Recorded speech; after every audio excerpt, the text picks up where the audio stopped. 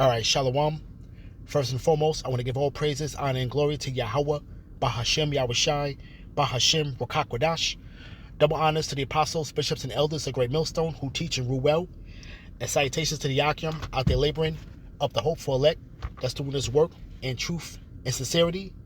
And I pretty much want to show another example of why you tribes are pretty much on the bottom. You know, chiefly talking about you Negro, Latino, and Native Americans. You're on the bottom in society from by design, pretty much. Okay? And it's really, because we sin against our power. And our power pretty much put us in this predicament that we're in. You see? Our people are so in love with the fact of trying to chase the American dream and strive to get that white picket fence. You see? But this place was not made for you to prosper. Okay? All right? The Lord gave us a choice. All right?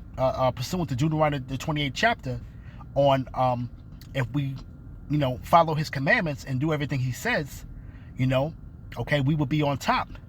But if we transgressed him, okay, we will be on the bottom. And what I'm going to display is pretty much an example of how we were systematically put on the bottom. Okay? All right? And our people still don't know who their enemy is, man. We're still tied up in, pretty much political affiliation and Christianity. And those two are, hell of a drugs upon our people, man. And pretty much we're going to play this clip. It's pretty much a part of a documentary, and it's titled The Power Race, The Power of Illusion. And that's what our people are under, an illusion. You see? The scriptures talk about for us to arise and depart, for this is not our rest, and it will destroy you with a sword of destruction. You see? And the Lord is basically calling his sons back, man. Okay? The Heavenly Father is calling the sons back to get back in order, man. Okay? And to basically turn to our power, man, before this place gets condemned. You see? All right? And pretty much, let's get into it. I'm going to play the clip and pretty much stop it here and there and pull some scriptures. But pretty much, this is why a lot of the curses, okay, are upon us. Okay? And we'll see it from here. So without any further ado,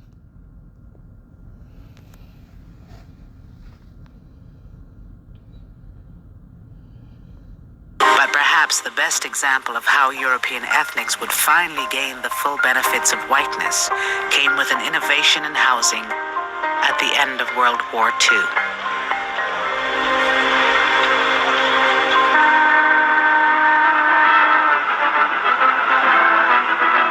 It was a time when hundreds of thousands of GIs came home ready to start families, but had no place to live. Living space was at a premium. When in the Bronx, they tried building Quonset huts, and they turned to slums. All the Quonset huts had just disintegrated. There were two families sharing a hut. One family at one end, one family at the other, and before you know it, they were awful. FHA came to the rescue by ensuring long-term, low monthly payment mortgage loans. Veterans needed homes for families. They turned to a revolutionary New Deal housing program. It would racialize housing, wealth, and opportunity for decades in ways few could have imagined. In the 1930s, the federal government created the Federal Housing Administration, whose job it was to provide loans, or the backing for loans, to average Americans so they could purchase a home. Due to the stimulation of the National Housing Act, from every section of the country come reports of vastly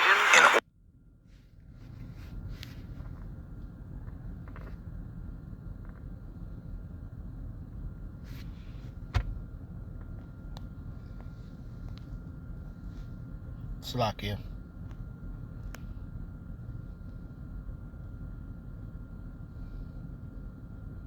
To own their Purchasing a home was that you put 10% or 20% down, And the bank financed 80% of it, not over 5 years, but over 30 years at relative. Now, mind you, now the FHA, which is still in existence today, and it enables people, first-time homeowners, to purchase a home at as little as 3.5%.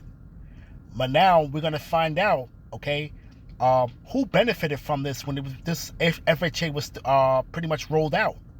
Okay, you know, you tribes pretty much have the opportunity in these last days to, you know, benefit from the FHA, but we're gonna see the wealth disparity that had happened, okay, back after World War II. Okay, you're gonna see it. Low rates. This opened up the opportunities for Americans to own homes like ever before. The average person could own that home. If these terms sound familiar, they should, because this is essentially the same financing scheme that allows most Americans to own their homes today. Federal programs and banks sank millions into the home construction industry. Their message to veterans: you can afford a new home. Buy a new home now.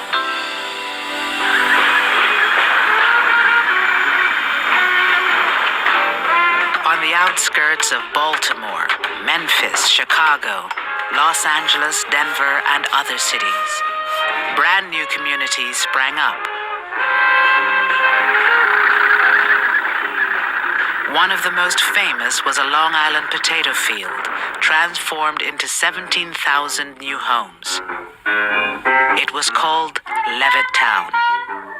Tax dollars helped make the single-family home a mass-produced consumer item. The American dream had a new name: suburbia. You have to remember, the people who came here in 1947, 1948 were young ex-GIs whose uppermost concern was taking advantage of the GI Bill and making things better for themselves. Before moving to Levittown, Herb Callisman and his wife Doris lived in a cramped attic apartment in New York City. And when we began to look for an apartment, we found that the apartments were $100, $125, $150 a month. I know that's unbelievable today, but it was too expensive for us. And out here in Levittown, the mortgage payments was $65 a month. They say your kitchen dazzles every eye. A brand new sink, a built-in oven, a new... And I want to pretty much say this was the start of pretty much suburbia, and pretty much the separation of the citizens, okay? American citizens, because you also had Negro GIs that actually would have the opportunity to benefit from the GI Bill, but there were restrictions on it, which you're going to later on see. But I got a scripture right here. This is Deuteronomy chapter 28, verse 43. The stranger that is within thee shall get up above thee very high, and thou shalt come down very low. You know, and we're going to start to see this as we continue on with this documentary. Refrigerator and a... If you were buying a Levitt home in 1947, 48, 49, 50, and 51, you would get, this would be your kitchen.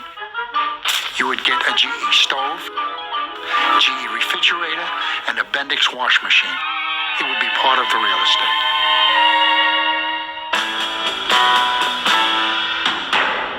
We came to Levittown and we found the model house, and we walked in and we looked around, and of course, in the eyes of a young man who was raised in the ghetto, so to speak, it was an interesting experience, interesting lifestyle, seeing all the new modern conveniences.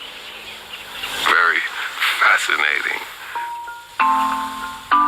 Eugene Burnett came home with almost 1 million other black GIs.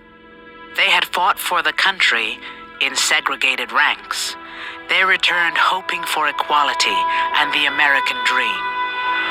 For many, that dream was a new home for little money down and some of the easiest credit terms in history. I went up to the salesman. We're interested in your home. We're interested in buying one. And what is the procedure? Is there an application to be filled out?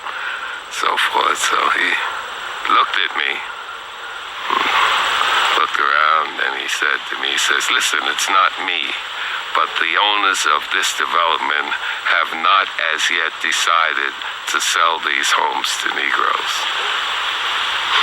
It was as though it wasn't real. You can't imagine. But for someone to come out and actually tell you that they can't sell to you. You know, I was really on an up. Man, look at this house. Can you imagine having this? And then for them to tell me because of the color of my skin, I can't be a part of it. This is Deuteronomy chapter 28, verse 44. And he shall lend to thee, and thou shalt not lend to him. And he shall be the head, and thou shalt be the tail. But pretty much, man, they was on the mercy of the federal government, man. Okay, the Federal Housing Administration. And pretty much, when you get into this, though, the language pretty much prevented them from getting these loans. But they're at the mercy of pretty much needing a loan to be able to own a home. You see? Okay, now this is, you have to understand that this is not our rest, man. This is not our kingdom. Okay, we're not putting it in a position to get to a standard as our counterpart is. You see? The FHA underwriters warned that the presence of even one or two non-white families could undermine real estate values in the new suburbs. These government guidelines were widely adopted by private industry. Race had long played a role in local real estate practices. Starting in the 1930s, government officials institutionalized a national appraisal system where race was as much a factor in real estate assessment as the condition of the property. Using this scheme, federal investigators evaluated 239 cities across the country for financial risk. So that those communities that were all white, suburban, and far away from minority areas, they received the highest rating, and that was the color green. Those communities that were all minority or in the process of changing, they got the lowest rating, and the color red. They were redlined. As a consequence, most of the mortgages went to suburbanizing America, and it suburbanized it racially. The racial logic adopts the principle that an integrated neighborhood is a bad risk, is a financial. Yeah, Slakia. Let me just say this, though, because the fact that suburbia was created on the guise of the Federal Housing Administration, and pretty much the FHA, pretty much you see the great divide, okay, amongst your Negro, Latinos, and Native Americans and your white counterparts. You see? And this is where they had pretty much Jim Crow. This was pretty much Jim Crow language that was within the documents or the standard of how banking was gonna lend money to potential home buyers. Okay, so Jake was pretty much shut out because they were in the red. Okay, the banks were basically favoring areas that were further away from the ghettos, pretty much. You see? Okay, and this is all by your daddy, Uncle Sam. You see? So when you want to speak about racial equality and things like that back then, when you had MLK come on the scene, and pretty much, his platform was pretty much simple, man. It was on a low level, because pretty much here it is.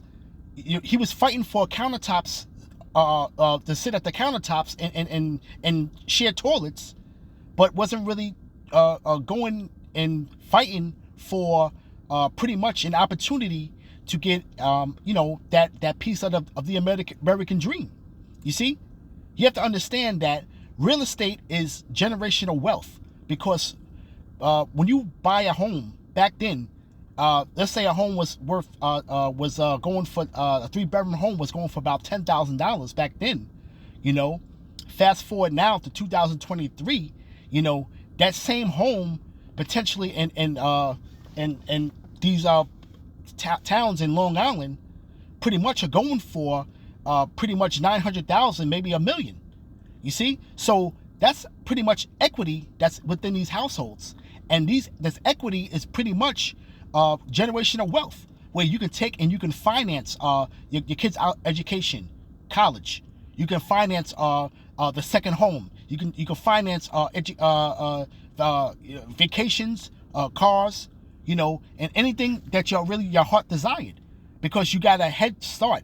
These Edomites pretty much had a head start, where it pretty much and partaking in the American dream, and Jake was pretty much shut out. You see? Let's continue. Principle that an integrated neighborhood is a bad risk, is a financial risk, that an integrated neighborhood is likely to be an unstable neighborhood, unstable socially, but therefore also unstable economically. When the white residents of 8 Mile Road in Detroit were told they were too close to a black neighborhood to qualify for a positive FHA rating, they built this 6-foot wall between themselves and their black neighbors. Once the wall went up, mortgages on the white properties were approved. Between 1934 and 1962, the federal government underwrote $120 billion in new housing. Less than 2% went to non-whites. This is Deuteronomy chapter 28, verse 23.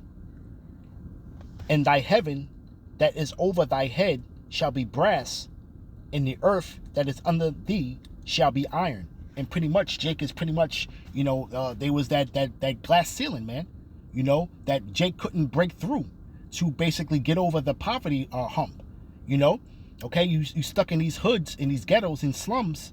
And it pretty much, when you talk about Detroit, back then, a city that was pretty much thriving with the auto industry, okay, all they had to do was build a 6-foot wall to separate the black neighborhood from the white neighborhood, and they were able to get approved loans, okay, the white counterparts. You see?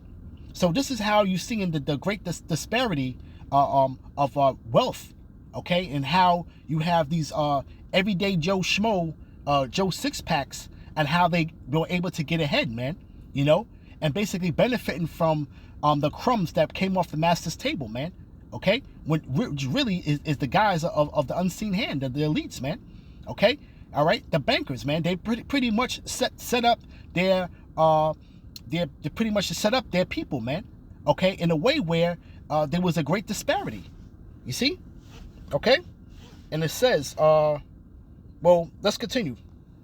I can understand an individual, depending on his environment or his family or whatever, being racist, but for your country to sanction it, give him tools to do that, there's something definitely wrong there.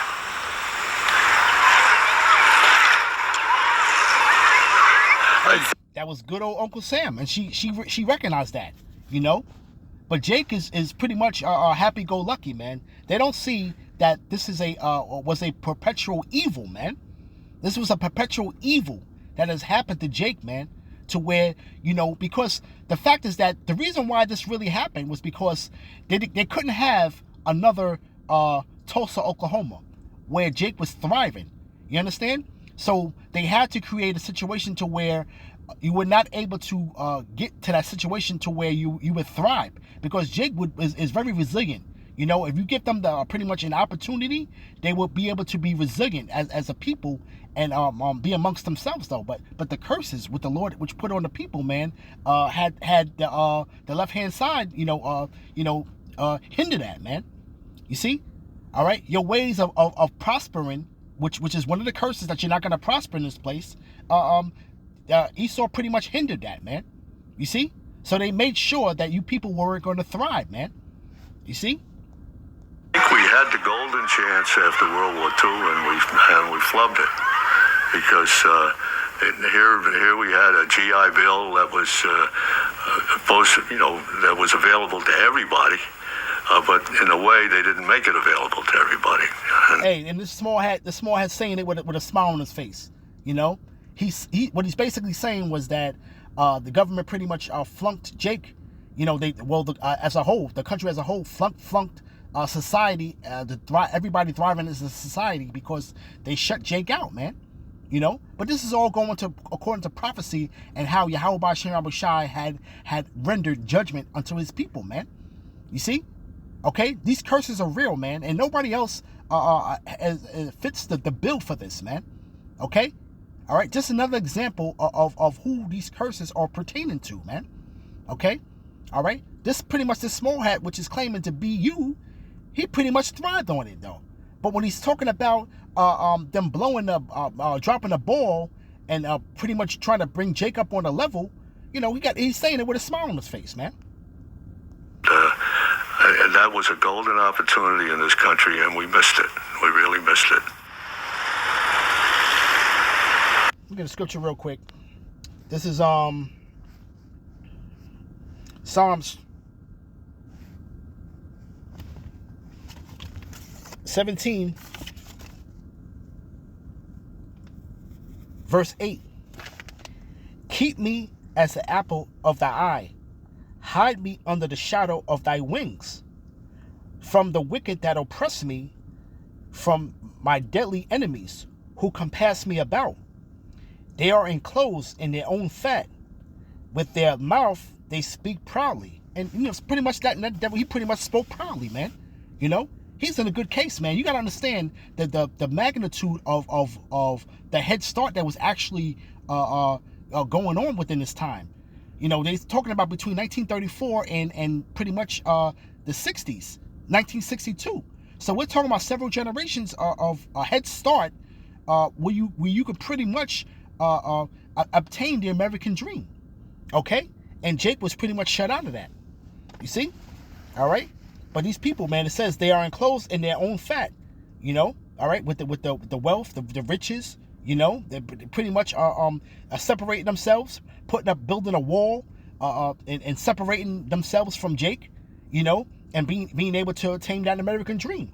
You see, right? It says that with their mouth they speak proudly, and it says they have now compassed us and our steps, and they have set their eyes bowing down to the earth. Like as a lion that is greedy of his prey, and as it were like a young lion lurking in the secret places, man. And they pretty much was scheming on Jake and pretty much keeping Jake down, man. Okay, you know, the pretty much the civil rights movement was nothing more than you pretty much integrating, but the integration was pretty much the other foot dropping pretty much to your downfall, man.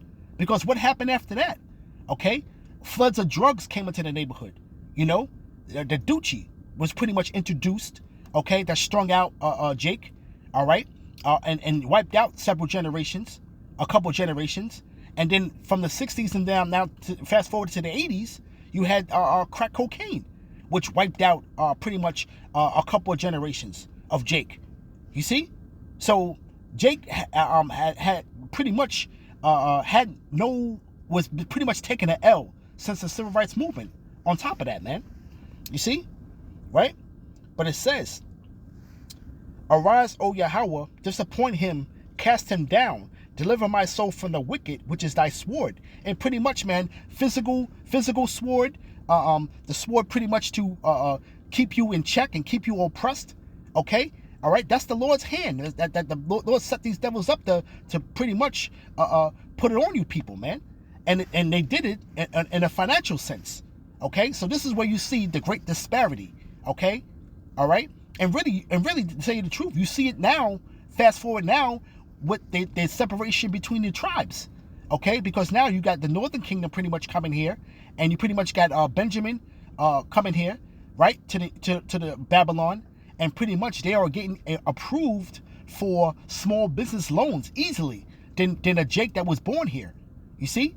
So this is where you get the stigma of you Jakes being lazy and don't want to do anything, because you got people that come here with basically nothing, okay?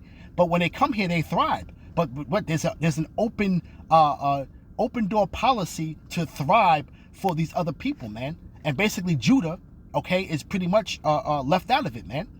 Okay, they understand the prophecies, man. They understand that Judah is going to rise up first, man. So they got to do everything possible to keep Judah down, man. Okay? All right? Even to do things, alienating themselves amongst the tribes, man. Okay? So this is why you have contention amongst the tribes, man. Okay? You got Northern Kingdom looking at Judah a certain kind of way. And it's pretty much because of what? The opportunities that they are able to obtain, and Jake is still stuck in one place. You see? Okay, so they look at that, man, and they're saying that, listen, you people been here all these years and have not thrived as quick as we have, pretty much. That's what they're saying in their minds, man. Okay, you know, but this is all going according to prophecy of the Lord, man. You see? But it says, right? This is verse 14. From men which are thy hand, right? Right? The Lord's controlling these people to do these things, man. And put it in language of as far as bank loans are concerned. You see? It says, O Yahweh, from men of the world, which have their portion in this life, and whose belly thou fillest with thy hid treasure. And the Lord has fit, pretty much, this is the golden cup of the Lord's hand. And this was pretty much the fruits of the labor that they have, that the Lord has given them, man. Okay? All right? You got to understand, after World War II, this country became a superpower, man. Okay? So it was nothing but opportunity to thrive from there. You see? So this is where you see the rise of Babylon, okay? On a level to where people are pretty much at the point where we are now in these last days. You see? But it says, right? Men of the world, which have their portion in this life, and whose belly thou fillest with hid treasure. They are full of children, right? You see the kids are playing in the suburban neighborhoods on the bikes, and everything is a happy-go-lucky, Happy Valley, USA. You see? Okay? They are full of children and leave the rest of their substance to their babes. And that's pretty much what happens, because when you have pretty much the parents that had bought the homes back in the 30s, okay, that pretty much died off, you know, the house was an inheritance, man. Okay? You have to understand that now you're seeing housing prices through the roof. And pretty much, man, if you still have a family home that was bought back in the 30s, okay, that was pretty much could have been paid off by the 60s. The house was paid off by the 60s that you paid $10,000 for. That's probably worth maybe about $1 million now. Okay? You see? So that's all equity. Okay? And that's where they're able to accumulate wealth. And then from there, you know, you go in and you create pretty much you put these trust funds and do investment banking and then that's how the money has grown. There's a secret process that was been secret, but you know it's pretty much open now in these last days, because wow, the money system's about to go to the crap on that right now. So right now, Jake is pretty much getting put on to a lot of ways of how these Edomites have gotten rich, man. Okay, you see? Let's continue. You can always tell, can't you? A town with good real estate people is a more substantial community because more people own their own homes. That's right. And now it's sort of hard to believe that the federal government nationalized and introduced redlining. In a funny way, it wasn't just giving something to whites, it was constructing whiteness. Whiteness meant As in the past, white had meant being a citizen and being a Christian. It now meant living in the suburbs. Only 50 years before, European ethnics were believed to be distinct races. Now, in these new segregated neighborhoods, they blended together as white Americans. Okay, now, Pete, what she said ethnic Europeans, okay? All right, because they understand, okay, a lot of those ethnic Europeans, when they're talking about the Italians and the Irish that came here, they understand that they were mingling with Jake, man, from the Middle Ages, man. Okay, from the Byzantine Empire. Okay, a lot of these people. Okay, a lot of them could be Israelites. A lot of them could be terrorists, man. You know, pretty much the tares and wheat. But pretty much because of their whiteness, okay, they also came here and benefited from it. You know, this is why you hear stories about these Italian immigrants that came here, and it said, oh, my grandfather came here, and pretty much, you know, he came here with pretty much with $10 in his pocket. And now look at us now. We got a thriving business rise because they understood the pipeline unto pretty much obtaining their American dream, man. That open pipeline was open unto them, man. You see, okay, to come here and thrive after Jake done laid the groundwork down, okay. Here entered the Industrial Revolution, and pretty much, you know, this is where Jake was pretty much being pushed on the bottom, man. Okay, you see? All right, these curses are real. All right, let's continue. We did have different religious groups. We were mixed up there, but we were an all-white community, and I think it's an unrealistic world. I think there's something sterile about everyone being on the same economic level and everyone being the same color. It certainly doesn't promote a feeling of a wider world, wider, not whiter, to live in a place where there are only people that look like you. Cartoonist Bill Griffith remembers moving from Brooklyn to Levittown as a kid. It's an untenable artificial world. You're creating a weird utopia in a way. A utopia of middle-class white people who were trying to deny that they were living in a multi-racial world. And how long can you keep that up? You can't keep that up forever. And he said that. He can't keep it up forever, man. Okay? You know, what does the scripture say, man? You know? Okay, the pretty much the laborers are gonna overtake the boss man, pretty much, man. You know? Roughly paraphrasing, you see, but pretty much now you're seeing the fact of how when we speak to these people, you know, on the highways and hedges, man, you know, these other nations, man, they can't grasp and they can't understand, man. Okay, because this was a whole new world that was created, man. So they can't understand Jake, okay, because the pathway for them of success was so easy, okay. The wealth was being passed down, okay? So they don't know any type of oppression, okay? They don't know any type of oppression. Things were given to them, easily given to them, okay? Money was not a factor, man. When you're talking about these later generations, man, that benefited from their great-great-grandparents that basically bought these homes back then, you see?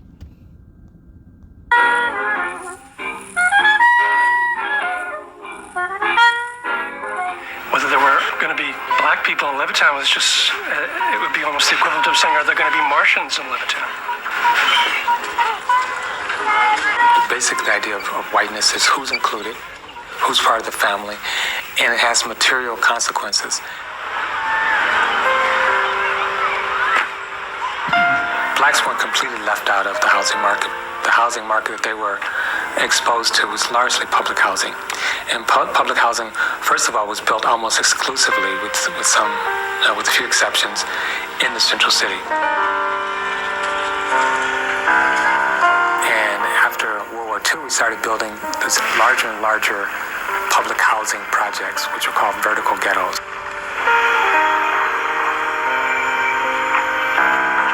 a sudden you're concentrating large numbers of poor people of color in one place.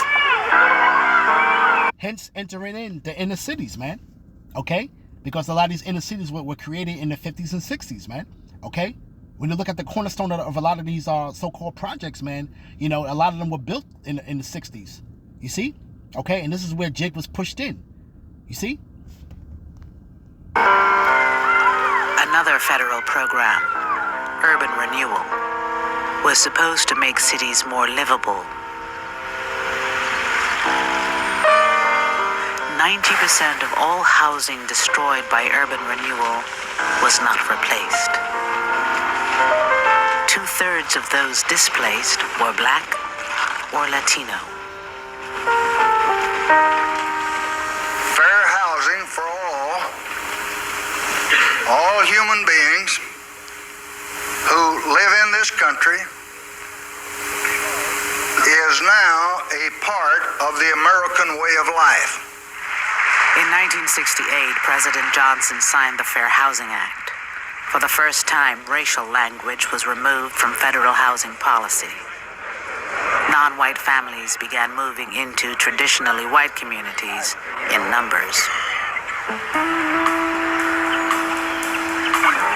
All right, now this is now this right here, brothers. I pay attention to this now. Now watch what happens now when you so-called Negroes and Latinos will pretty much get the opportunity now to benefit from the FHA loan.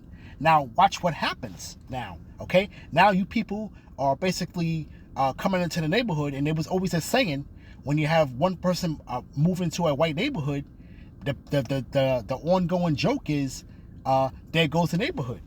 You see? Okay. All right, and that's pretty much, they know that the neighborhood is going to go downhill from there. All right, they pretty much know that. Let me get a scripture real quick. This is Deuteronomy 28,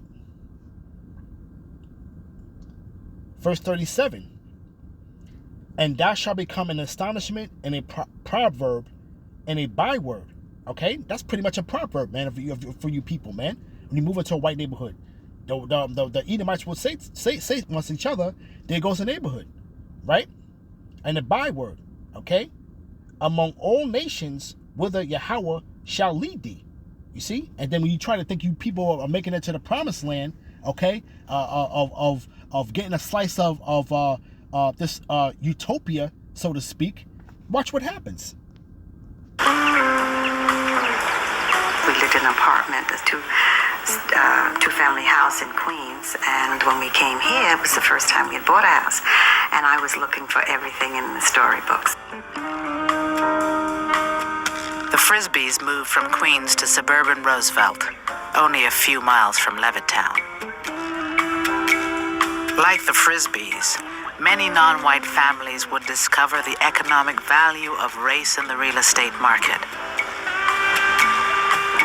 They watched as their homes and neighborhoods in suburbia declined precisely because they had moved into them.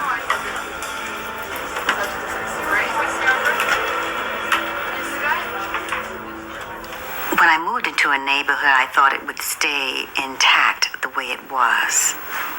On the street that I moved on when I moved there, it was predominantly white. Within 2 years, it was predominantly black. It was called blockbusting. Real estate agents preyed on the racial fears of white homeowners to get them to sell their homes quickly for less than market value.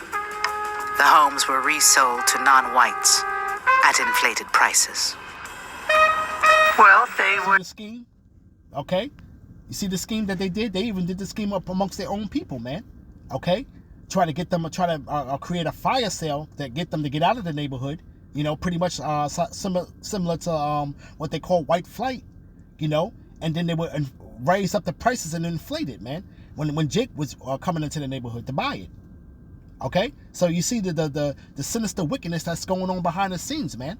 Okay? This runs deep, man. And this right now is not even, has nothing to do with slavery right now. Okay? You know? Okay? These people pretty much are further the affliction of you Jakes, man. Okay? after slavery.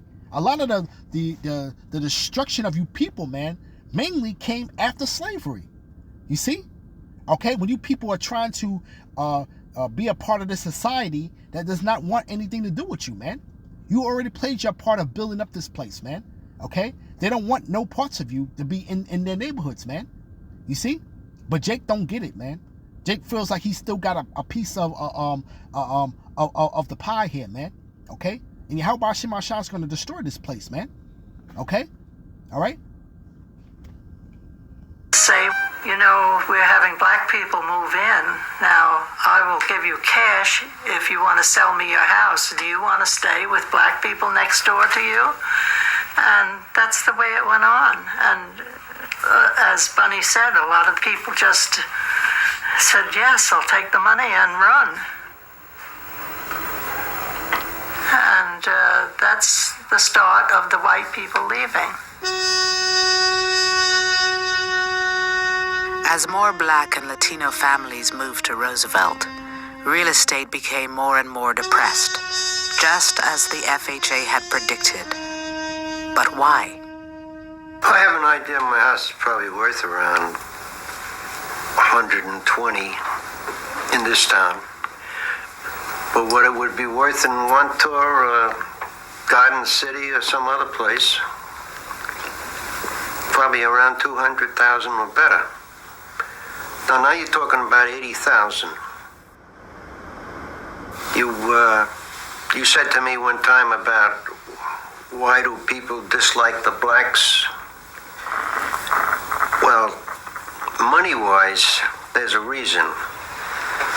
Not that you dislike the blacks so much, but you dislike what happens when a community turns from white to black. And you see what he said? Okay? So it runs much more deeper than skin color as well. Okay? It doesn't make economic sense for these Edomites to live next door to you, man. All right? For you to move next door to them. It doesn't make economic sense to them, man. Okay? This is why Jake always has problems, man, when they move into predominantly neighborhoods that are not of their own people, man. Okay? So this is what happens, man. It doesn't make economic sense for them, man. All right? So pretty much the hatred runs deep, man. All right? You know, let alone, you know, the way how Jake is and stuff like that, man. It runs much more deeper than that, man. You know? Okay? These stereotypes and these bywords and proverbs is real on you Jakes, man. It's real. You see? Right? Let me get scripture real quick.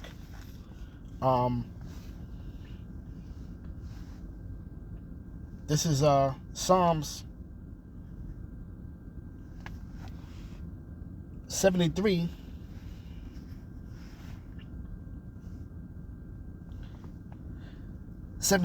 Verse 3. For I was envious at the foolish when I saw the prosperity of the wicked, for there are no bands in their death, and their strength is firm. You know, because pretty much, man, they're all set up, and pretty much Jake is trying to get a part of this, man, but they were not able to thrive pretty much as much as their counterparts were, man. You see? Right? They are not in trouble as other men, neither are they plagued like other men. You see? And pretty much, man, Jake is trying to get themselves out of the snares and holes, man, of the hood, and try to move into these areas, man. But they pretty much are getting jerked around, man. Okay? You know, there was also a story where a woman, a Jake woman, a Judite woman, she pretty much had a white friend stand in for her when she was getting her house appraised. And her friend was a white person. And she seen that the house was worth much more when the appraiser came and pretty much knew that it was thought it was a white person that actually owned the home, man. Okay? It was almost like a $100,000 difference, man. Okay? And what was the house was being appraised for, man. You see? Okay? So that's pretty much equity that was pretty much devaluing and depriving Jake, man. Just because of who she was, man. You see? All right? So this place, man, is not built for you, man. This is not your kingdom. Okay? The Lord said, come out of her, my people, man. don't partake in any of the plagues, man. Because you people, you jakes out there, man, a lot of you 2/3 of you are going to be destroyed, man. Because the ideology that goes right along with this damn devil, man, you subscribe to that as well, man. As well as trying to chase that white picket fence, so to speak, man. Okay? All right, and we at the end of this thing, man. This place is done, man. Okay? All signs and through the spirit and power of Yahweh B'Shem Rashai, man, is trying to show you people, man. Okay? You people are still delusional. You know, you're delusional from the illusion. You see? That's what's going on with you jakes, man. Okay? You jakes still don't get it, man. Okay? You still don't get it. Okay? You was not put here to prosper, man. Okay? All right? You see? But it says, they are not in trouble as other men. Verse 5, they are not in trouble as other men, neither are they plagued like other men. Therefore, pride compass them about as a chain, and violence cover them as a garment. And pretty much, man, you know, they basically murdered, butchered, okay, to get what they have too, as well, man, abroad. You see? All right? Their eyes stand out with fatness. They have more than heart could wish. They are corrupt and speak wickedly concerning oppression. They speak loftily. Okay, because wow, they're not in a position to sympathize with you people, man. Okay, these people are ungodly children, man. They're ungodly children, man. Why would they? And the scriptures speak about that, man. They're not gonna look for the Most High. They're not gonna pray. They're not gonna look for the Most High for guidance, man. When they're on top, you see, okay. This is why the Lord always puts us in an even kill state, man. You know, just like Paul said, man, give me neither poverty nor riches, man. You know, but give me some, give me what sufficient for me, so to speak, man. You see, because why? It's because when you get rich, people tend to forget the Most High, man. Okay, and the Lord that's not what the Lord has intended for us, man. Okay, all right, the Lord, you don't understand. You got something much more precious and rewarding that's coming to you, man. But you jakes don't want that, man. Okay? You still want to just wallow in the filth of this place, man. Okay? And even in its dead state, you still want to be part of it, man. Okay? You still want in on it. Okay? You are totally bought in on this place, man. And you bought a sinking ship, man. Okay? You see? It says right? They speak loftily, right? Concerning oppression, right? They set their mouth against the heavens, and their tongue walketh through the earth, man. Okay? You see? All right? And these people are and what they say, we offend not because they sin against the Lord, man. You see? All right? So, you jakes, man, are pretty much the undesirables, man. Okay? The unwanted, man. And you see how Uncle Sam pretty much plays a huge hand and pretty much undermining your Jake's success, man. Okay? When you even try to get on a level to even buy a home, it's pretty much being undermined, man. Okay? You see? This is why they don't want to be around you. Okay? It wasn't African Americans moving in that caused housing values to go down in Roosevelt and other neighborhoods. It was whites leaving. When a neighborhood, a previously white neighborhood, starts to integrate, even if individual whites don't have personal or psychological animosity or racial hatred, they still have an economic incentive to leave because they recognize that others might make the same calculation and leave first. So you get a vicious circle where whites calculate that other whites are going to sell when a neighborhood integrates.